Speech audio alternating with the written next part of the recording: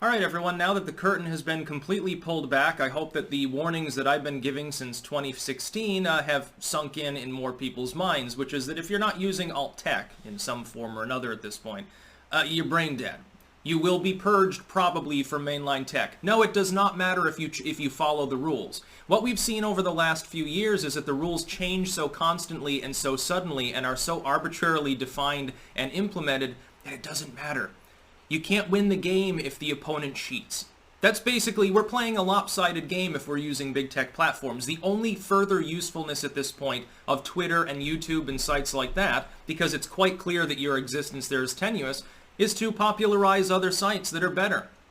So I'm going to put links in the description to the alt-tech sites that I use. I'm on BitChute, which is, I think, the biggest alternative to YouTube, as well as Rumble, and Rumble's also good, and Odyssey, so those three. Those are for videos. I'm on both Gab and Parler, which are basically like Twitter.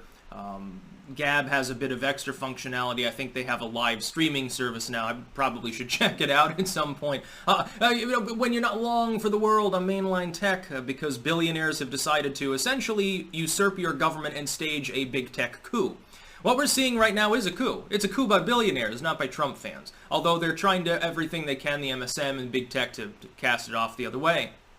And then I'm also on Minds. Minds has video functionality, but really I think of it more as being a free speech version of Facebook combined with WordPress elements. It's sort of like a fusion social media and blog site. I'll probably end up using that considerably more since I'm going to need to shitpost somewhere. It probably won't continue to be Twitter because I don't want to make money for Jack Dorsey, and really, considering the number of people being purged and deleting their accounts, I'm not sure Twitter's going to survive banning Donald Trump. I'm really not sure they're going to survive. If they do, it'll be in a crippled echo chamber form where it's basically just a hodgepodge of liberals and leftists purity spiraling forever and destroying one another. It'll be funny to see it happen without participating. It'll be like watching an orangutan and a gorilla compete to shank one another. Anyway, and definitely two very, very stupid animals insofar as we're talking about liberals and leftists at this point. There are people that claim to be liberal, but they want big tech to ban the President of the United States. To be clear, they are promoting this. To be clear, supposedly enlightened individuals have finally found billionaires that they like. Look at all the skeptics and so forth, cheering it on and pretending like, oh, think of the children, an insurrection was attempted, we need to do more. Yeah, you want to give billionaires and the government more power. Okay. You're a liberal. All right. You're just a social democrat. Really great person. You stand for freedom, but not that much freedom. No, he shouldn't be able to have a rally. You shouldn't be able to have a rally if billionaires universally deem you to have unacceptable political views. This is basically what this boils down to. So you should use alt-tech.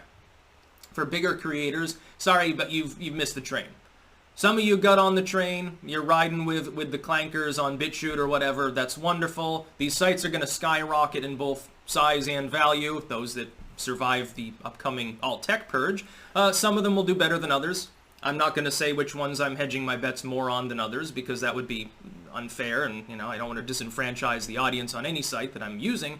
But effectively, if you haven't popularized yourself, if you've taken no measures to safeguard your ability to speak, you can get nuked from orbit by all the big tech firms at once. Michelle Obama is openly asking them to coordinate more in order to suppress and censor. At some point, it is no longer going to be a secretive sort of thing that they get together on Zoom calls and find out who they want to ban next. At some point, the mainline public, by and large, will accept that as a good thing.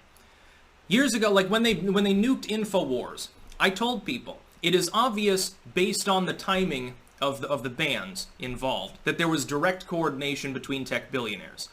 And I told people, if you are a liberal, if you believe in any form of free expression, you can't possibly have that coexist with what happened. The Gravel Institute's like, well, you can believe billionaires have too much power and support the banning of the president. No, you can't. You literally handed them the fucking scepter with that one. You are apologizing for multi-billionaires explicitly interfering in the election system and in U.S. and foreign politics.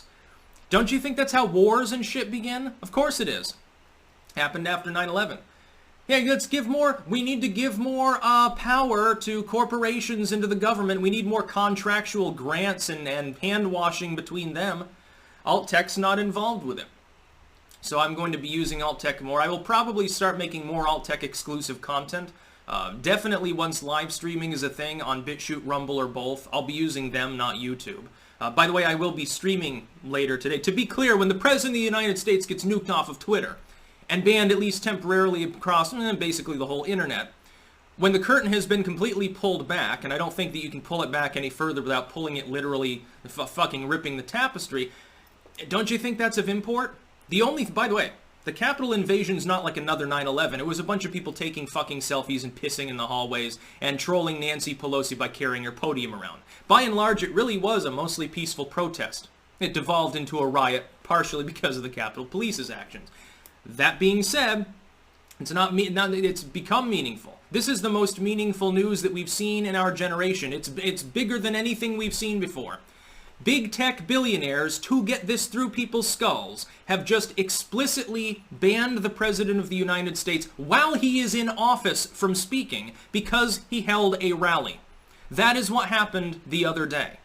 And as a result, Twitter is now withering on the vine. Fucking good riddance. Can't wait for that to happen. I don't even know that I'll fucking share my videos out on Twitter. What's the fucking point? Probably won't be there for long anyway. I decided to nuke all of my tweets, and I'm just going to have like one pinned on there that says basically fuck off. This is a DM machine now.